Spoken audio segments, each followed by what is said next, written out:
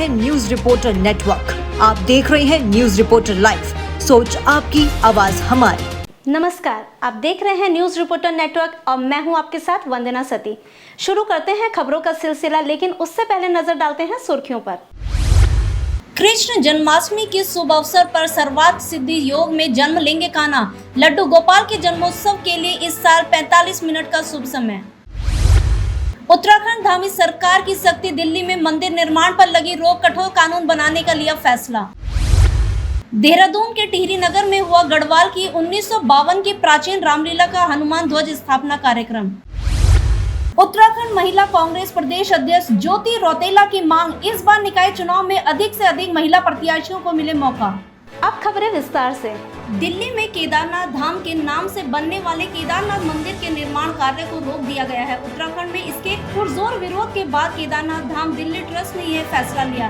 राज्य की धामी सरकार ने भी जन भावना को भांपते हुए धामों के नामों का दुरुपयोग रोकने के लिए कठोर कानून बनाने का निर्णय कैबिनेट के माध्यम से लिया। केदारनाथ मंदिर को लेकर कांग्रेस के पूर्व प्रदेश अध्यक्ष और वरिष्ठ नेता गणेश गोदियाल ने पहले सरकार और मुख्यमंत्री की जमकर तारीफ की, लेकिन उसके साथ ही उन्होंने कुछ सुझाव भी दे डाले। केदारनाथ ट्रस्ट के नाम पर उस समिति ने जितना भी धन मंदिर निर्माण को लेकर एकत्रित किया था, उसे बद्रीनाथ केदारनाथ मंदिर समिति को दे दिया जाए। जिस शिला को केदारनाथ धाम से शिलान्यास के लिए दिल्ली ले जाया गया था, उसे सम्मान सहित वापस केदारनाथ धाम लाया जाए और दिल्ली में जिस स्थान पर यह मंदिर प्रस्तावित था, वह भूमि बद्रीनाथ केदारनाथ मंदिर को हस्तांतरित की जाए। मैं ये समझता हूं कि हमने ये उम्मीद की थी माननीय मुख्यमंत्री जी से कि माननीय मुख्यमंत्री जी इस भूल को स्वीकार करें, लेकिन मुख्यमंत्री जी चूंकि उनकी प्रतिष्ठा है और उनकी प्रतिष्ठा से हमारे उत्तराखंड की प्रतिष्ठा भी जुड़ी है, राजनीतिक लड़ाई अलग बात है, लेकिन फिर भी माननीय मुख्यमंत्री जी को हम विवश नहीं करना चाहते कि माननीय मुख्यमंत्री जी इसको सार्वजनिक रूप से कहें कि ये मेरी भूल है, मैं माफी चाहता हूं। लेकिन ये निश्चित है कि हमने ये कहा था कि माननीय मुख्यमंत्री जी, आप अपने प्रभाव का उपयोग करके, आप अपने प्रभाव का प्रयोग कर उस संस्था को इस काम को यहीं पर स्थगित करने के लिए कहें और केदारनाथ धाम ट्रस्ट से कोई संस्था स्थापित नहीं होनी चाहिए। तो निश्चित रूप में ये उन सब लोगों की जीत है, उनका ये कहना, उस समिति का ये कहना कि हमने इसको रोक दिया और ये संस्था भी हम भंग कर रहे हैं। श्री रामकृष्ण लीला समिति टिहरी 1952 देहरादून द्वारा गढ़वाल की ऐतिहासिक रामलीला को देहरादून में पुनर्जीवित करने के लिए निर्णय लिया गया और कार्यक्रम स्थल से सभी क्षेत्रवासियों ने मिलकर हनुमान ध्वज को टिहरी नगर में जन्माष्टमी के पावन अवसर पर गढ़वाल के वाद्य यंत्र ढोल दमों के साथ परिक्रमा करवाई। हनुमान ध्वजा स्थापना हेतु पूजा अर्चना व हवन किया गया और तत्पश्चात विधि विधान से हनुमान ध्वजा की स्थापना की गई। श्री रामकृष्ण लीला समिति टिहरी 1952 देहरादून के अध्यक्ष अभिनव थापर ने कहा कि गढ़वाल की ऐतिहासिक राजधानी टिहरी में 1952 से हर वर्ष रामलीला के सफल आयोजन की कामना हेतु जन्माष्टमी के पावन अवसर पर हनुमान ध्वजा का विधि विधान से स्थापना होती आई है। गढ़वाल की धरोहर इस रामलीला को 2023 में 21 वर्षों बाद देहरादून में पुनर्जीवित किया गया था। अजबपुर देहरादून स्थित टिहरी नगर में रामलीला आने वाले शारदीय नवरात्रों में 3 अक्टूबर से 13 अक्टूबर 2024 तक भव्य रूप में आयोजित की जाएगी। आज जन्माष्टमी के पावन अवसर पर हमारी समिति श्री रामकृष्ण लीला समिति टिहरी 1952 देहरादून द्वारा पुनः जो रामलीला पुनर्जीवित करने का हमारा गढ़वाल की जो ऐतिहासिक रामलीला है, जो गढ़वाल की ऐतिहासिक राजधानी टिहरी में हुआ करती थी 1952 से, उसको हमने 2023 में देहरादून में पुनर्जीवित किया और आज उसी क्रम में हनुमान ध्वजा की स्थापना की गई। हमारा ये प्राचीन काल से एक विधि है कि जन्माष्टमी के दिन हनुमान जी का पूजन करके ध्वजा स्थापना होती है, उसी से हम लोग रामलीला का शुरुआत करते हैं। और पिछली बार आप लोगों के प्यार ने, अपार सहयोग ने 10 लाख से ज़्यादा लोगों ने तक हम पहुंच पाए, हमारी उम्मीद से बहुत ज़्यादा था। इस बार हम प्रयास कर रहे हैं, पुनः हम प्रयास कर रहे हैं कि इस रामलीला को उसी भव्यता के साथ देहरादून, उत्तराखंड और अपने भविष्य की पीढ़ियों को इससे जोड़ सकें। उत्तराखंड में लगातार बढ़ रही महिला अपराध की घटनाओं को लेकर कांग्रेस प्रदेश सरकार पर हमलावर है।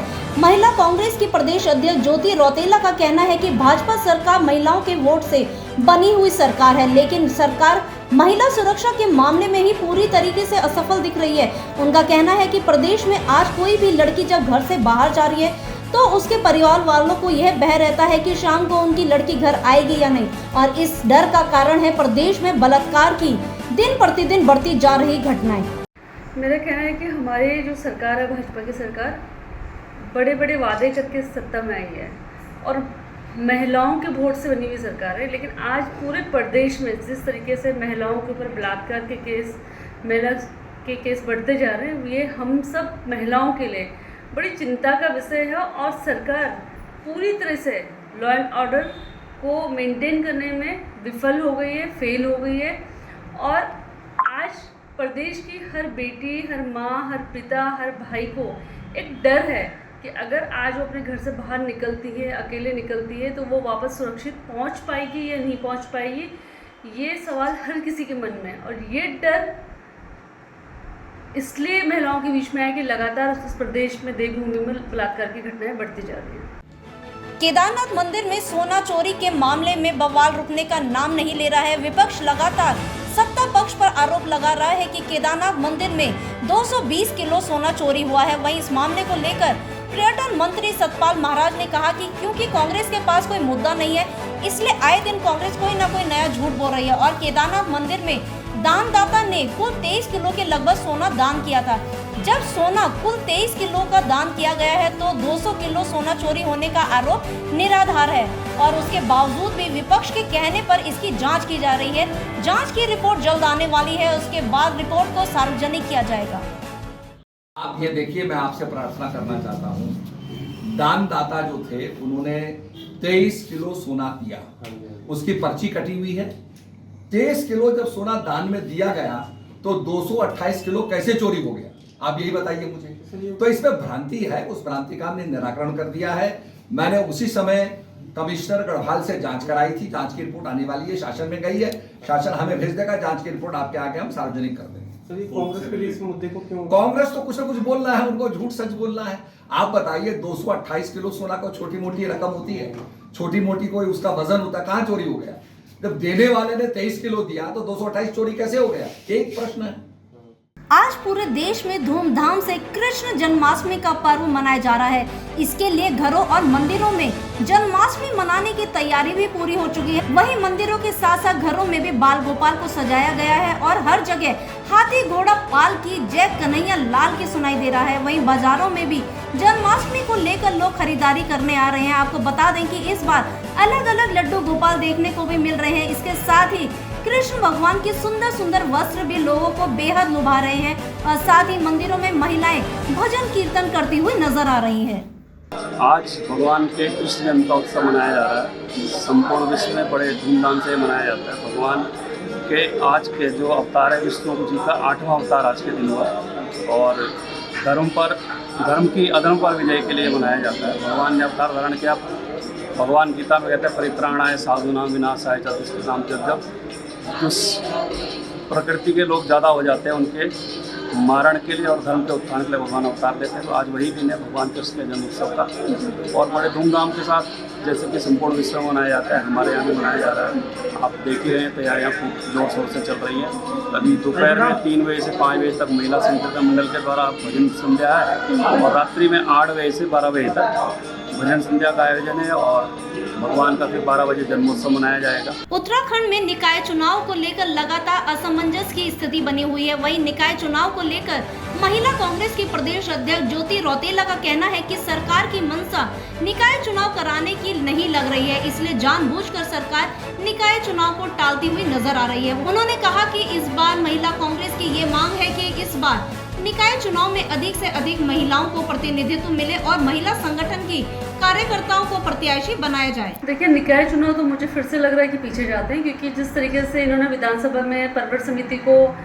निकाय इसका वो दिया है, तो अभी फिर आरक्षण आपका तय नहीं हो पाया है। और मुझे लगता है कि सरकार इंटेंशनली निकाय चुनाव को धीरे धीरे पीछे करना चाह रही है। उनको लगता है कि उनको पता है कि आज उनके खिलाफ माहौल है।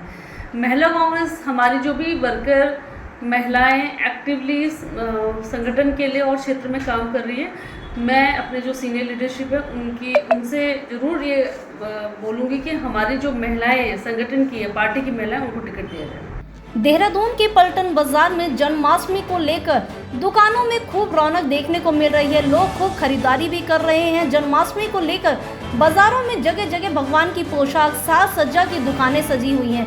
सभी दुकानों में एक से बढ़कर एक खूबसूरत पोशाक की बिक्री की जा रही है और इस बार व्यापार अच्छा चल रहा है। लड्डू गोपाल जी की काफ़ी खरीदारी हो रही है और साथ में उनके वस्त्र, ज्वेलरी और भी बहुत तरह के सामान उपलब्ध है हमारी दुकान पे।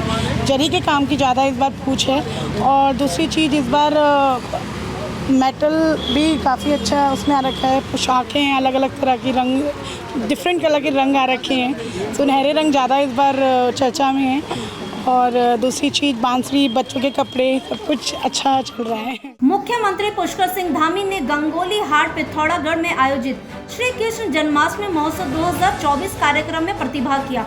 मुख्यमंत्री ने महाकाली मंदिर गंगोली हाट में पूजा अर्चना की और राज्य की समृद्धि के लिए प्रार्थना भी की और मंदिर के प्रांगण में एक पेड़ मां के नाम तहत पौधारोपण किया।